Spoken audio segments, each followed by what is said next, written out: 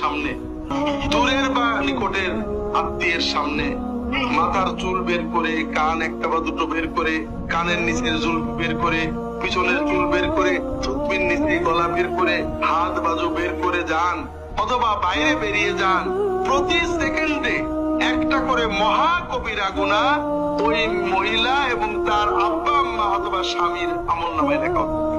পর্দা মানে হলো আমাদের অনেক পর্দার অনেক বিধান আছে। তার প্রথম বিধান হলো আমাদের শরীরটা ঢেকে রাখতে হবে, ঠিক না? পুরুষদের জন্য কতটুকু ঢাকা পড়ো? নাভি থেকে। আর মেয়েদের জন্য অন্য মেয়েদের সামনে নাভি থেকে হাঁটু ঢাকলেই হবে। স্বামীর সামনে তো কোনো পর্দাই নেই। অন্যান্য মাহরাম পুরুষ অর্থাৎ বাবা, বোন, চাচা, যাদের সাথে কখনো বিবাহ হতে পারে না, এদের সামনে তার থেকে হাঁটু পর্যন্ত ঢেকলেই হবে, মাথার চুল, হাত বাজু খোলা।